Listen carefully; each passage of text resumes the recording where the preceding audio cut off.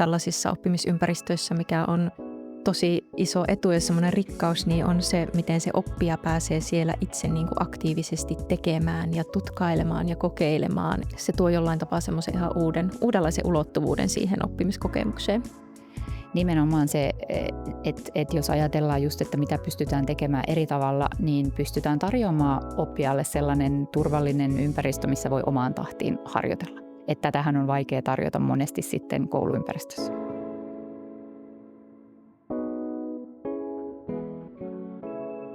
Moikka ja tervetuloa Oivallusten muotoilijat podcastin pariin. Mun nimi on Niina Marastemäki-Lavrov, Unigrafian johtava oppimisen muotoilija.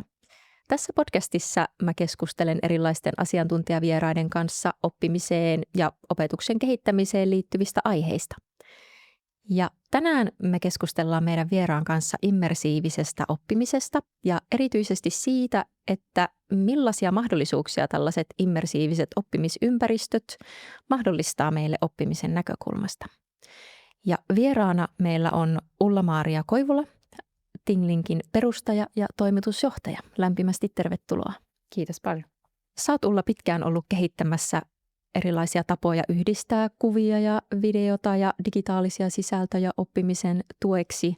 Ja jos jollekin kuulijalle nyt ei ole Tinglink tuttu, niin Tinglinkhän on tämmöinen suomalaislähtöinen interaktiivinen oppimisympäristö, jossa sitten esimerkiksi opettajat ja kouluttajat voi itse rakentaa tällaisia immersiivisiä materiaaleja. Niin haluatko tähän alkuun vielä kertoa lyhyesti itsestäsi, että mitä teet? Joo, kiitos. No siis minua on vuosia jo kiinnostanut nimenomaan tämän niin kuin digitaalisen informaation yhdistäminen fyysisiin ympäristöihin sillä ajatuksella, että miten niin kuin kaikista niistä meidän fyysistä ympäristöistä, jossa olemme tai työskentelemme, niin miten niistä voisi myös tulla oppimisympäristöjä, eli miten tieto olisi saavutettavissa helposti siihen aikaan tai silloin kun se tarvitaan.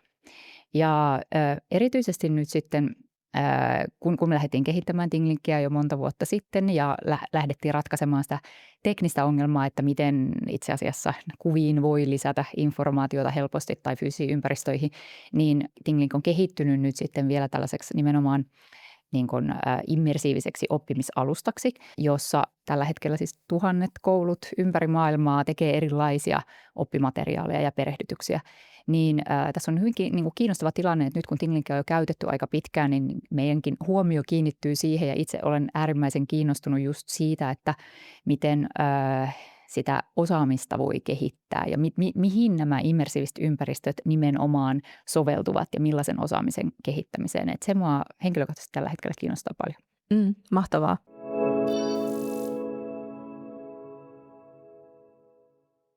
Jos aloitetaan vielä siitä, että mitä se niin kuin immersiivinen oppiminen on, että tulee mieleen semmoisia asioita kuin tämmöinen kokemuksellisuus ja moniaistillisuus ja siihen oppimiskokemukseen jotenkin oikein niin kuin uppoutuminen, niin mitä se immersiivinen oppiminen on ja miten te olette sitä Tinglinkissä lähestynyt?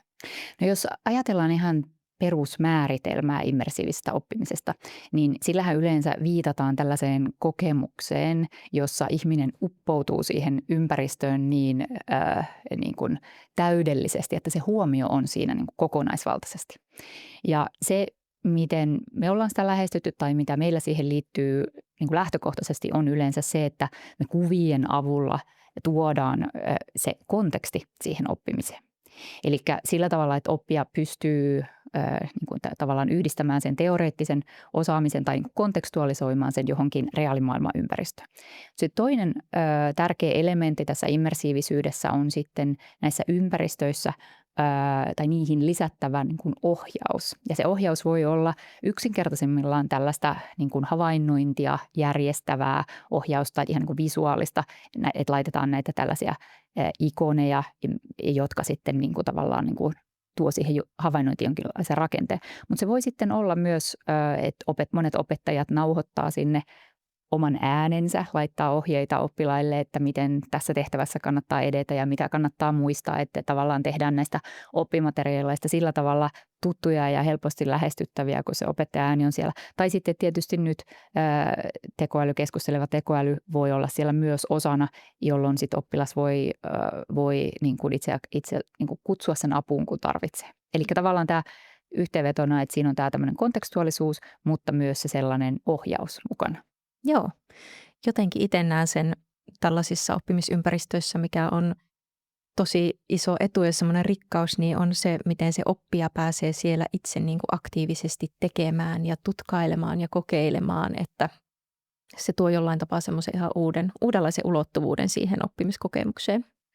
Nimenomaan se, että jos ajatellaan just, että mitä pystytään tekemään eri tavalla, niin pystytään tarjoamaan oppijalle sellainen turvallinen ympäristö, missä voi omaan tahtiin harjoitella. Että tätähän on vaikea tarjota monesti sitten kouluympäristössä. Niinpä. Voi turvallisesti kokeilla ja epäonnistua ja yrittää uudelleen ja sitä kautta oppia. No, mitä se immersiivinen oppiminen mahdollistaa verrattuna ehkä semmoisiin perinteisimpiin oppimistehtäviin, niin kuin vaikka tentit ja esseet? Jos ajatellaan, että maailmanlaajuisesti joka vuosi valmistuu erityisesti ammatillista oppilaitoksista eri puolilla maailmaa kymmeniä miljoonia nuoria, jotka ei välttämättä opintojensa aikana pääse ikinä kokemaan niitä oikeita työympäristöjä. Niin lähtökohtaisesti just se mahdollistaa opiskelijoille pääsyn havainnoimaan tai harjoittelemaan tällaisessa ympäristössä, mihin voisi olla muuten vaikea päästä. Eli se jo lähtökohtaisesti sitten tekee sitä niin kuin, omasta oppipolusta niin kuin kiinnostavamman ja merkityksellisemmän. Ja tietysti sitten niin kuin äsken puhuttiin, niin se, että se tuo oppilaalle enemmän mahdollisuuksia edetä omaan tahtiin. Ja jotkut oppilaat tykkää tehdä jonkun harjoitteen useamman kerran ja sillä tavalla niin kuin kasvattaa sitä itseluottamusta siitä, että nyt mulla on hallinnassa nämä käsitteet tai tämä toimintatapa. Että se tietysti niin kuin auttaa siinä myös hyvin paljon. Mm. Ja just varmasti tuommoinen niin kuin harjoittelu ilman sitä painetta siitä arvioinnista, että voi niin kuin harjoitella vaikka näyttöihin tai erilaisiin työelämän tilanteisiin, että tarjoaa siihen hyvän mahdollisuuden. Ja jos ajattelee sitä, että se oppija kulkee siellä immersiivisessä oppimisympäristössä ja tekee erilaisia asioita, niin tavallaan meillä siirtyy se fokus myös siihen prosessiin, niin kuin, eikä vaan tarkastella sitä lopputulosta, että mihin se oppija niin kuin päätyy.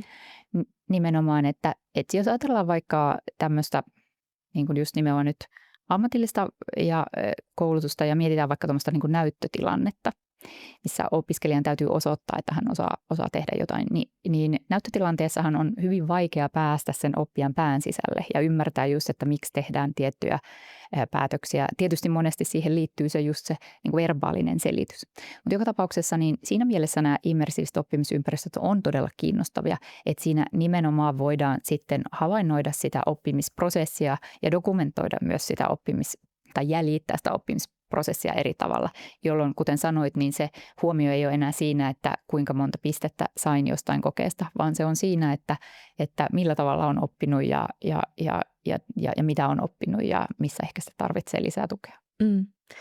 No vähän tuossa mainitsitkin jo, tai puhuttiin muutamista erilaisista tilanteista, että missä tämä immersiivinen oppiminen voi erityisesti toimia. Mainitsit ainakin noita perehdytyksiä ja näyttöjä, mutta onko jotain oppimistilanteita, mihin tämä immersiivinen oppiminen soveltuu erityisen hyvin? Siis näähän jälleen kerran, että jos ajatellaan, että nämä immersiiviset oppimisympäristöt on nimenomaan toiminnallisia ympäristöjä, että niissä tapahtuu paljon asioita, että niissä havainnoidaan ja tehdään päätöksiä ja navigoidaan ja tulkitaan ja selitetään ja reflektoidaan, että niissä niin kuin kognitiivisesti tapahtuu paljon, ne on aktiivisia ympäristöjä, niin siinä mielessä ne soveltuu erityisen hyvin just nimenomaan tällaisen osaamisen kehittämiseen, mikä liittyy jossain fyysisessä ympäristössä toimimiseen, joko ihan ajatellaan niin kuin tekniseen perehdykseen, että pitää ymmärtää, niin kuin pystyä orientoitumaan jossain ympäristössä ja ymmärtää, että mitä vaikka teknologiaa ja laitteita siellä on ja miten niitä käytetään tai että mikä on tietty toimintajärjestys jossain ympäristössä. Mutta sitten toisaalta myös ne soveltuu erityisen hyvin tällaisiin epävarmojen tilanteiden harjoitteluun, missä pitää sitten soveltaa osaamista ja ratkaista ongelmia. Eli nähdään myös paljon tällaisia erilaisia tilannesimulaatioita, mitä koulut sitten tuo niin kuin sen teoriapohjaisen materiaalin lisäksi. Ja ollaan nähty hienoja esimerkkejä. Mä just katsoin taas Sami Edu esimerkiksi Savonlinnasta oli tehnyt hienon tällaisen 360-videoihin perustuvan simulaation aivohalvauspotilaan diagnosoinnista.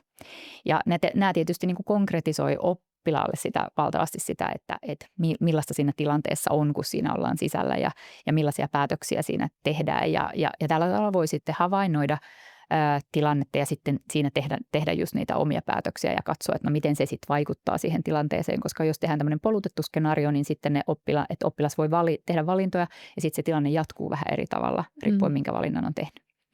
Joo, ja ne.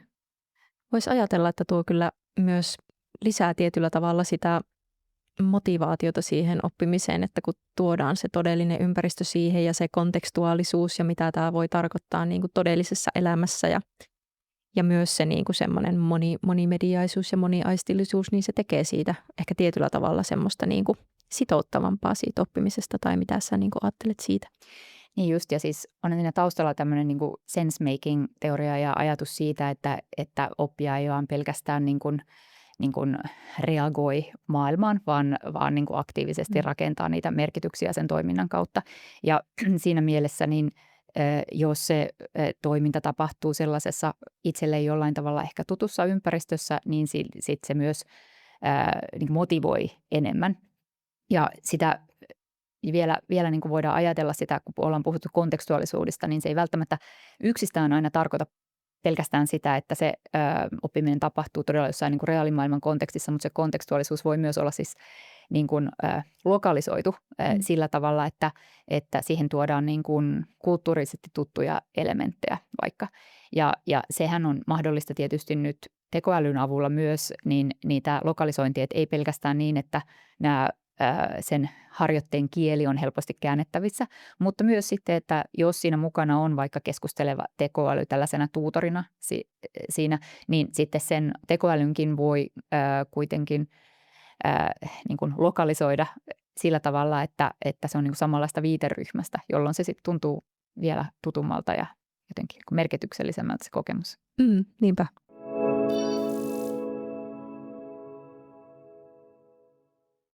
No vähän sivuttiinkin tätä tuossa aiemmin jo, että tosi mielenkiintoinen kysymys on pohtia sitä, että miten näissä tämän tyyppisissä oppimisympäristöissä sitten voidaan tehdä niin kuin sitä oppijan osaamista näkyväksi, ei vaan opettajalle, vaan myös sille oppijalle itselleen.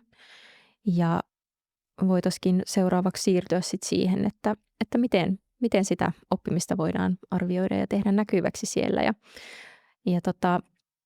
mainitsitkin jo siinä alussa, että voi olla niin kuin perinteisessä luokkahuoneessa vaikea niin kuin nähdä vähän sinne niin kuin oppijan pään sisälle, ja nämä immersiiviset oppimisympäristöt voi nyt avata siihen, tai ovatkin jo avanneet uusia mahdollisuuksia. Niin millaisia mahdollisuuksia nämä immersiiviset oppimisympäristöt tarjoaa siihen oppijan osaamisen havainnointiin ja näkyväksi tekemiseen?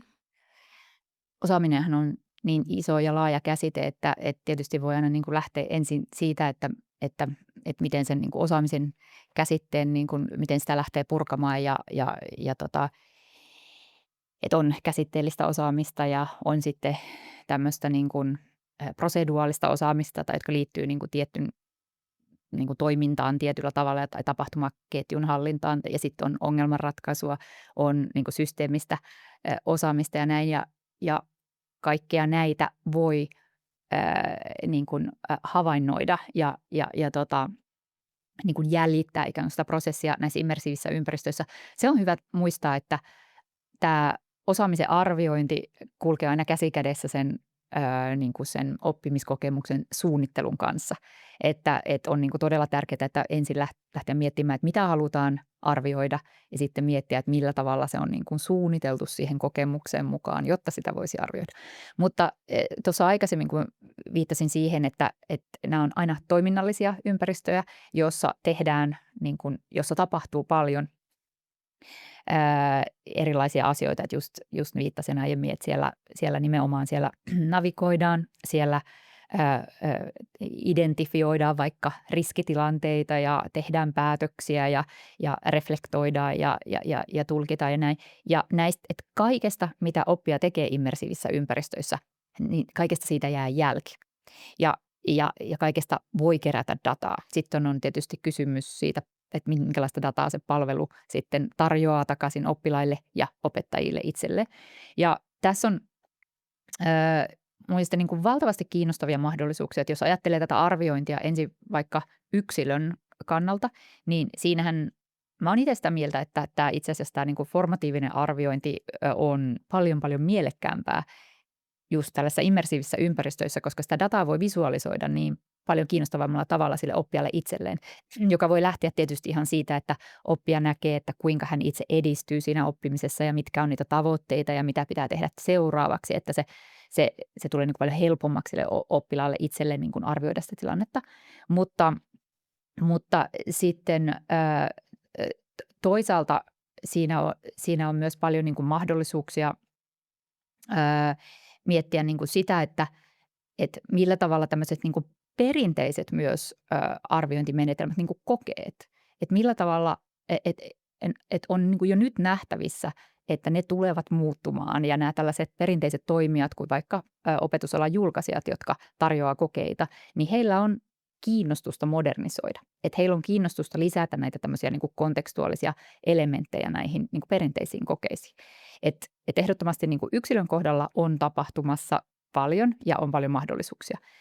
Sitten pitää mainita vielä se organisaation oppimisen näkökulma, että tässähän näissä immersiiviset ympäristöt tarjoaa valtavasti kiinnostavia mahdollisuuksia tuottaa myös sellaista tutkimusdataa, mitä ei kovin helposti aikaisemmin olla voitu tuottaa. Mietitään vaikka, että jos halutaan tietää, että miten 100 tai jopa 1000 ihmiset vaikka miten he reagoi tietyssä kriisitilanteessa tai miten he osaisivat toimia tietynlaisessa tilanteessa, niin tästä voidaan jo aika helposti sitten kerätä dataa just näiden immersiivisten ympäristöjen avulla, joka olisi logistisesti hyvin vaikeaa niin kuin reaalimaailmassa.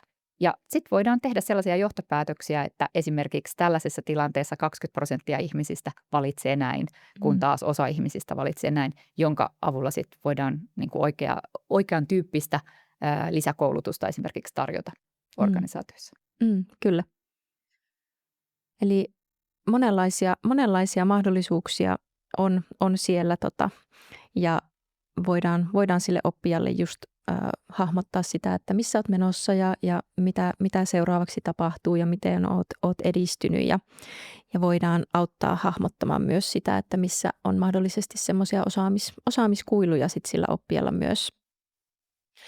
Ja miten, kun monia nyt tällä hetkellä mietityttää se niin kuin tekoälyn käyttäminen ja minkälaisia oppimistehtäviä nyt voisi suunnitella, että jotka ei ole niin helposti vaikka tekoälyllä tehtävissä ja muuta, niin voisi ajatella, että tällainen niin kuin jonkunlainen skenaario, missä teillähän voi siellä Tinglinkissä laittaa myös aikapainetta siihen ynnä muuta, että se voisi niin kuin vaikeuttaa tämmöistä niin kuin tekoälyllä suoritettavaa sitten, että oppijan täytyy oikeasti vähän niin kuin fokusoitua siihen ja pohtia itse.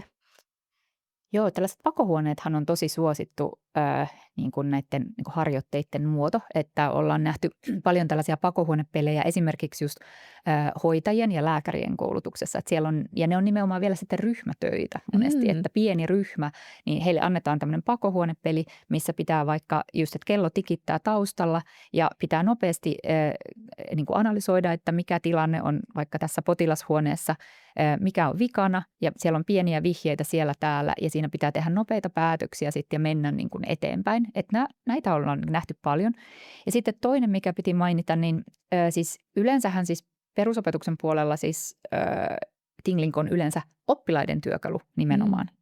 Eli silloin se menee tähän digitaalisten taitojen harjoittelun niin kuin, kategoriaa ja oppilaathan käyttää Tinglinkia monesti hyvin monipuolisesti nimenomaan niiden omien projektien dokumentoimisen, että meillä on pisin yhteistyö meillä on ollut tähän mennessä Stanfordin yliopiston kanssa, että siellä on tällainen Accelerator for Learning, jotka on jo vuosia siis kouluttanut opettajia, että millä tavalla he voi antaa Tinglink-työkalun oppilaiden käyttöön, jotta oppilaat voi tehdä näitä tällaisia niin kuin virtuaalisia luokkaretkiä ja dokumentoida sitä omaa ympäristöä. Ja hän tehnyt tutkimusta kanssa just siitä, että kuinka tietysti niin kuin, kuinka se, että oppilas ei ole se passiivinen vastaanottaja, vaan aktiivinen toimija, joka rakentaa sitä kokemusta, niin mikä merkitys sillä on siinä oppimisessa.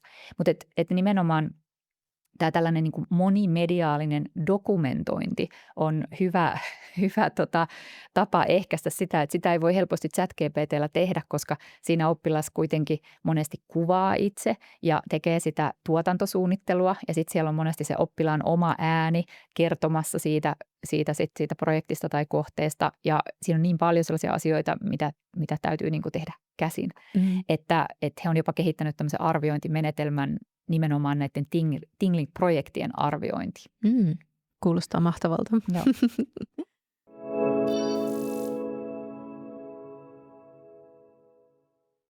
Niin kuin mainitsitkin, että tosi monissa organisaatioissa ja koulutusorganisaatioissa on niin kuin Tingling käytössä. Ja jos joku haluaisi nyt lähteä, jos ei ole vielä vaikka kokeillut tai haluaa lähteä kehittymään tässä niin kuin immersiivisten oppimiskokemusten rakentamisessa, niin miten lähestyisit tätä, että kuinka lähteä suunnittelemaan näitä oppimiskokemuksia, että mitä siinä on hyvä huomioida? Aika monesti lähtökohta on se, että mietitään, että miten voidaan parantaa niitä jo olemassa olevia niin kuin oppimateriaaleja ja sillä tavalla, että ei tarvitse kaikkea lähteä tekemään alusta käsin, vaan voidaan esimerkiksi ottaa joku olemassa oleva oppimiskokonaisuus ja katsoa, että mitkä siellä on sellaisia aiheita tai kohtia, jossa oppilas voisi hyötyä esimerkiksi tämmöisestä kontekstuaalisesta kokemuksesta. Ja sitten voi lähteä niin kuin nimenomaan sen ympärille suunnittelemaan, että missä kuvataan ja millä tavalla ja minkälaista ohjeistusta sinne laitetaan. Laitetaanko sinne mahdollisesti jotain tehtäviä sille oppilaalle mukaan tai laitetaanko sinne jopa jotain arviointia mukaan. Mutta se voi olla yksi tapa.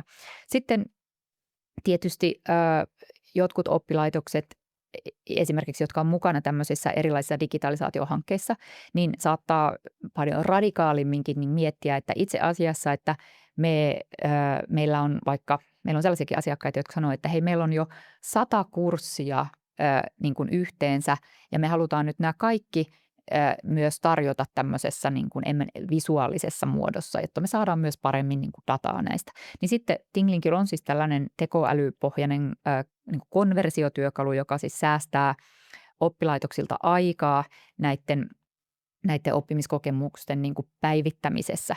Ja kun mä sanon päivittämisessä, niin niitä voi aina tarjota sillä perinteisellä tavalla, mutta monet haluaa myös sit tarjota tällaisen niin kuin vaihtoehtoisen versio. Eli silloin voi vaikka ladata satoja dokumentteja Tinglinkiin, tekstipohjaisia dokumentteja, olemassa olevia materiaaleja ja sitten käyttää sitä meidän skenaariotyökalua tekoälyn avulla, joka sitten tekee ehdotuksia, että miltä nämä voisi näyttää tämmöisinä niin kuin visuaalisina vaikka niin kuin skenaarioharjoitteina, jolloin silloin se työ on enemmän sitä editointia ja tarkastamista, että se säästää vaan siinä niin kuin suunnittelussa aikaa, mutta sitten voi niin kuin lisätä sinne kuvia ja vähän niin kuin tarkentaa ehkä tavoitteita ja niin kuin säätää niitä, että silloin se on taas niin kuin erilaista työtä. Mutta se lähtee kaikki siitä tosiaan siitä tarpeesta ja siitä, että mistä on eniten hyötyä. Mun kokemuksen mukaan monet käyttää esimerkiksi nyt Tinglinkia siihen, että he luovat jotain ehkä yksittäisiä oppimistehtäviä sillä tai haluavat jollain tapaa niin kuin tuoda semmoiseen visuaalisempaan, interaktiivisempaan muotoon jotain niin kuin sisältöjä. Mutta ymmärsinkö oikein, että voi siis luoda vaikka kokonaisen kurssin sinne niin kuin Tinglinkiin? Joo, kyllä ehdottomasti. Ja just tämmöisiä, niin kuin, varsinkin jos on tarkoitus tällaisia toiminnallisia niin kuin polkuja opettaa, niin tietysti sellaiseen se soveltuu erittäin hyvin sinne niin kuin teoriaopintojen tueksi. Ja toki tietysti niitä teoriaopintojakin ja tällaisia niin kuin käsitteellistä oppimista voi tuoda ja sekin voi olla tehokkaampaa tuommoisessa ympäristössä. Mutta ehdottomasti ja sitten sinne skenaarioon voi laittaa tällaisia erilaisia niin kuin virstanpylväitä ja siinä voi saada oikeista valinnoista voi saada pisteyttä ja sitä voi niin kuin sillä tavalla myös pelillistää, jos haluaa. Mutta ton vielä halusin mainita, että just katsoin itse asiassa eilen aamulla, me julkaistaan aina tämmöisiä erilaisia niin kuin case studyja, mitä eri koulut ympäri maailmaa on tehnyt, niin mä just eilen näin hieno esimerkin Englannista. Siellä oli yksi tämmöinen, mikä school district nyt on suomeksi, niin kuin tällainen, koska sitten niin kuin kunta oli tehnyt kaikille sen kunnan kouluille Tinglinkillä tällaisen niin kuin valtavan resurssipankin. Ja he sanoo nimenomaan, että se haaste on se, että opettajille tarjottavat resurssit on monesti aika hajallaan eri paikoissa. Ja se voi lähteä niinkin ohjeista kuin vaikka, että miten näitä teknisiä laitteita käytetään tietyissä vaikka auditoriossa, niin nämä kaikki resurssit on hajallaan, niitä on vaikea löytää, niin he oli tehnyt semmoisen ihan jättimäisen niin kuin visuaalisen ohjeistuksen, missä oli sitten eri sivuilla erilaisia ohjeita ja sitten aina Tinglinkillä ne resurssit oli linkitetty, jolloin kaikilla opettajilla oli aina käytössään se yksi linkki ja sitä kautta sitten navigoitiin näihin ohjeisiin. Et monesti tosiaan se voi olla tämmöinen niin kuin visuaalinen resurssien järjestystyökalu myös. No okei, kuulostaa kyllä mahtavalta esimerkiltä. Ja mun seuraava kysymys olisikin ollut, että onko jotain muita tällaisia erityisen hyviä case-esimerkkejä, jotka olisi sulla itselle jäänyt mieleen, jotka oli jollain tapaa vaikuttavia? No koronan aikana oli vaikuttavaa se, miten nopeasti kulttuuri-instituutiot, siis museot, otti käyttöön tällaiset työkalut, jotta he pystyivät pitämään ovensa auki ja erityisesti ovensa auki oppilaitoksille.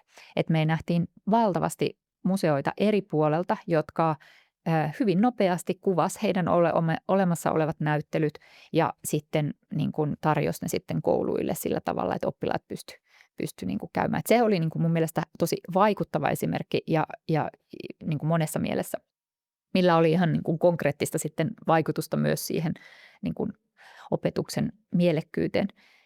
Ja sitten näiden, niin kuin mä sanoin, että näiden niin kuin tällaisten teknisten perehdytysten lisäksi niin tosi kiinnostavia on tällaiset videopohjaiset simulaatiot. Ja ne on myös, meillä on siis paljon eri yliopistot on tehnyt siis tutkimuksia myös Tinglinkin käytöstä erilaisissa ympäristöissä ja siellä on paljon myös sitten niin kuin testattu just sitä, että miten oppilaat kokee nämä, niin siitä saa tietysti valtavasti positiivista palautetta, että kun pääsee niin kuin johonkin todelliselta tuntuvaan tilanteeseen. Ja mun mielestä ensimmäisiä, mitä mä näin hyviä tämmöisiä videosimulaatioita, oli Suomessa Gradian tekemä tällainen asiakaspalvelusimulaatio, missä oltiin Länsiväylä supermarketissa ja siellä olit niin kuin myyjän roolissa ja 360-videossa ja sä pystyit sitä katsomaan joko VR-laseilla tai tietokoneella ja sitten sä olit siellä ja sua lähestyy asiakas, joka tulee valittamaan, että se juusto, minkä se on ostanut, niin on homeessa. No mitäs pitäisi tehdä? Ja siinä sitten lähdetään niin kuin valitsemaan, että miten vastataan ja sitten se lähtee joko eskaloitumaan yhteen suuntaan tai sitten sä valitset oikean niin kuin toimintapolun. Että noi on tietysti tosi niin kuin sellaisia niin kuin hienoja esimerkkejä, jotka on opettajien tekemiä aika lyhyessä ajassa. Joo, mietin just, että itsekin kun silloin opiskeli esimerkiksi toisella asteella ja kävi ammatillista koulutusta ja lukiota yhtä aikaa, niin olisi se ollut kyllä ihanaa, kun olisi päässyt siellä ammatillisella puolella harjoittelemaan noita tuommoisia asiakaspalvelutilanteita ja vaikeita tilanteita, että miten, että olisi jollain tasolla niin kuin pystynyt henkisesti eri tavalla valmistautumaan siihen, että jos tämmöinen tilanne tulee vastaan, niin miten mä nyt tässä niin kuin toimisin. Että. Kyllä. Ja nämähän on siis sillä tavalla, että nämä on aika hauskoja myös tehdä. Että näihin voi siis ottaa oppilaita kanssa mukaan, että vaikka siis just jos on vaikka mediaopintoja tekeviä oppilaita, niin sehän on ihan loistava oppilasprojekti, että heille antaa tämmöisen videosimulaation tehtäväksi. Mutta siis loppujen lopuksihan tässä on kysymys sitten niin kuin monen organisaation kohdalla just siitä, että miten nopeasti me pystytään perehdyttämään joku henkilö toimimaan tietyssä ympäristössä. Ja nyt taas tällä viikolla just juteltiin asiakkaan kanssa Suomessa myös tällä kertaa, jolla on monia ravintoloita ja hotelleja, jossa on jatkuvasti vaihtuvaa henkilökuntaa. Niin siellä on todellinen haaste se, että miten sä pystyt pienessä ajassa selostamaan, että miten täällä tulee toimia ja mihin paikkaan esineet pitää laittaa, niin toi on tietysti aika tehokas työkalu, kun sitten myöskään kun ne voi itse tehdä niin kuin, tavallaan niin kuin muutamissa minuuteissa tai jos tunnissa voi tehdä hyvin niin kuin tehokkaan esittelyn siitä vaikka, että miten jossain ravintolassa katetaan pöytä ja miten siellä toimitaan. Niin se on aika tehokasta jo, koska ei tarvitse enää tilata sitä joltain ulkopuoliselta ja odottaa monta viikkoa, vaan sä voit tunnissa omalla puhelimella tai tietokoneella semmoisen niin kuin perehdytyksen tehdä. Niin se on aika paljon tietysti teknologia kehittynyt. On. Ja skaalautuvaa. Joo, kyllä. Myös.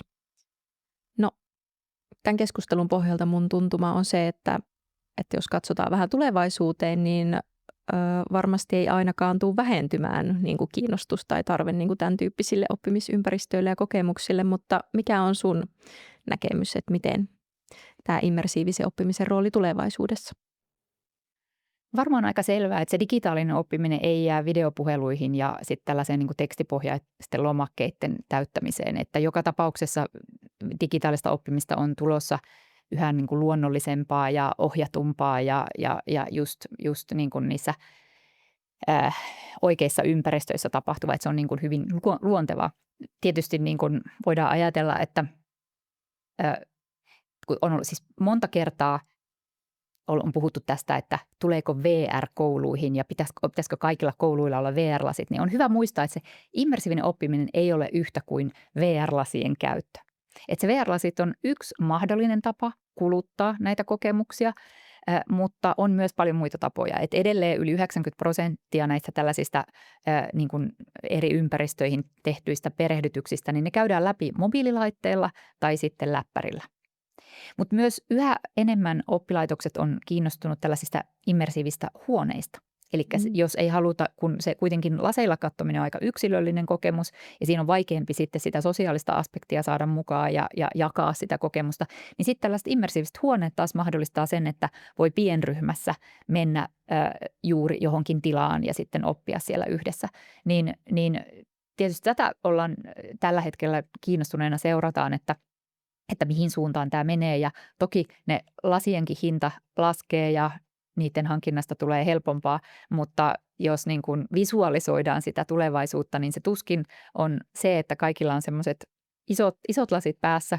Voi olla, että kaikilla on semmoiset kevyet lasit taskussa, jotka otetaan tarpeen mukaan käyttöön, mutta mä luulen myös, että niin näistä fyysisistä ympäristöistä, eli kouluista ja erilaisista kokoushuoneista tulee sitten tällaisia enemmän tämmöisiä niin kuin dynaamisia niin kuin portaalityyppisiä tiloja, jossa sit voidaan siirtyä eri kontekstiin helposti.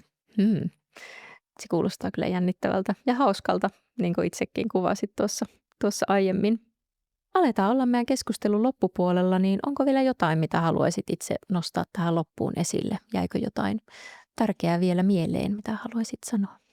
Mun täytyy sanoa se ekanakin, että on mahtavaa olla Suomessa, koska mehän tehdään paljon yhteistyötä just yliopistojen ja ammattikorkeakoulujen ja ammatillisten oppilaitosten kanssa ja ihan peruskoulujenkin kanssa. Ja me saadaan jatkuvasti siis valtavasti hienoa palautetta, että me nimenomaan kehitetään yhdessä näitä ominaisuuksia eteenpäin ja mä halusin vaan siitä kiittää ja kannustaa edelleen aina olemaan meihin aktiivisesti yhteydessä. Ja erityisesti nyt, koska tänä vuonna meillä on teemana tämä niin kuin oppimisanalytiikka ja osaamisen näkyväksi tekeminen, että jos on kuulijoissa henkilöitä, joita tämä aihe kiinnostaa, niin ottakaa rohkeasti vaan yhteyttä, että ollaan tutkimusyhteistyössä mielellään myös eri yliopistojen ja oppilaitosten kanssa. Mahtavaa. Kiitoksia tosi paljon, että pääsit vieraaksi ja kiitos paljon kuulijoille.